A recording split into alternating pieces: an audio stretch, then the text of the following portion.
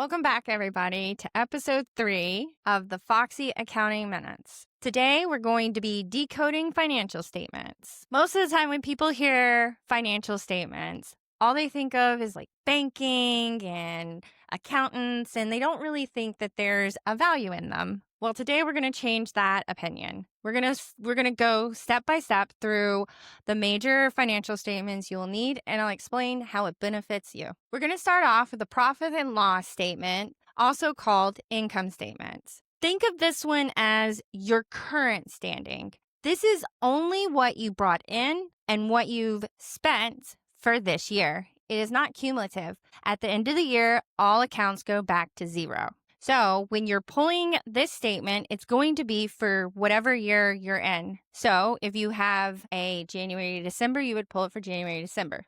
Though some companies do off years like October to September. So you would pull it for those. The P&L is going to be your best way of tracking your income and expenses and making it so that you get the information to make decisions on a day-to-day basis. This is also the one that you really want to pay attention to at the end of the month. When we do what they call month end after you do your bank reconciliations, this is the report you really want to dig deep into and see the changes between last month and this month. So we're going to break this down. A P&L is broken down into several parts. The first one is going to be revenue or income. This is all the money that you brought in for your business. Now, there can be different sources of income for this, but in this particular section, it's just going to be your business income. You're also going to see an income section at the bottom, but that's normally for other income, such as investments and such as that. It's important to monitor your revenue stream. This is where you're going to see where you're getting the most bang for your buck. If you're selling services, which services need work that you're not selling as much of? Are you in the right price bracket here? Are you charging enough? These are the things that you will see inside of the income. I want you to think of cost of goods sold as, do I need this expense to sell my service or product? Can you sell your service or product without this expense? If you were doing retail, it would be your labor, the cost of your materials, your inventory, the cost associated with that.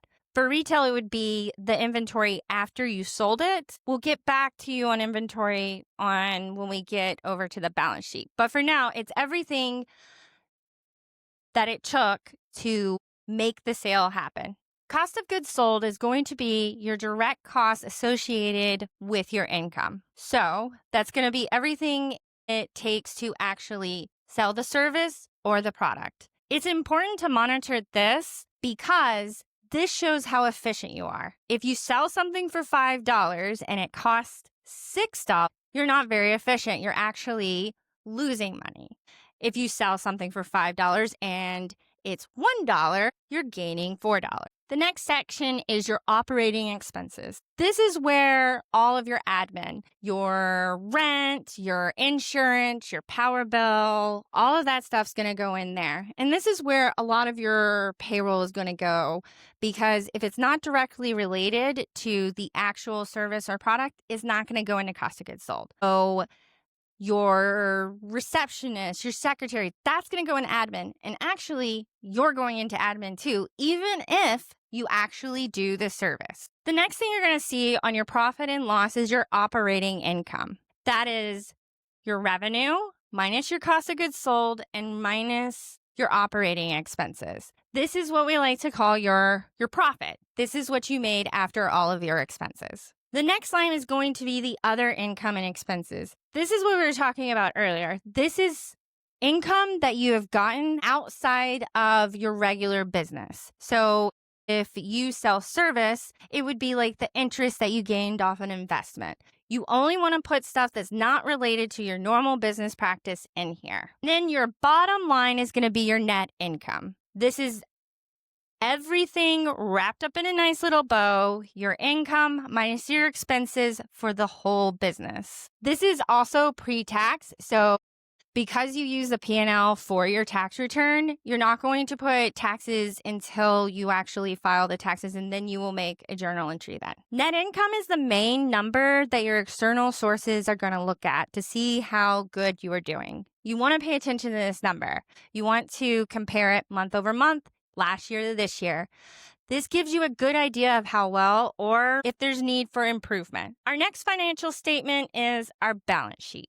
I want you to think of a balance sheet as long-term, over an extended period of time. This is going to give you a cumulative view of what your business looks like. The key components of a balance sheet are your assets, liabilities, equity. The first thing is your assets. So that's going to be your bank account, all of your assets or like equipment, machinery, desk, stuff like that. In here, you're also going to have prepaid. So if you paid your insurance at the beginning of the year, then you would put that here. The next section is going to be your liabilities and equity. These are put together. The liabilities are what you owe. So when you get a loan for a car, that's where you would put there. Also, if you earned money without doing the service, so if somebody prepaid, that's where you would put this as well, because that's a liability to you because you still owe the service. The equity portion is basically your ownership stake for the owners in the business. So this is all of your ins and outs. If you add money to the company, it'll go here. If you take money away, it will go here. This is also where your net income comes in at the end of the year. And this way you have a cumulative idea of how much your company is worth. It's a good idea to keep track of your balance sheet. You want to see the percentage of your liabilities versus your assets. You don't want to be in a place where you owe more than you have in assets. So it's important to keep track of that. Our last statement is a cash flow statement. This is basically a statement that shows you money coming in and money coming out. Instead of being inside of each one of the accounts, you get as it came in and as it left. The best way to think of a cash flow statement is this is a good indicator of your liquidity, and your liquidity is how much cash you have on hand. All three of these statements tell you a different story.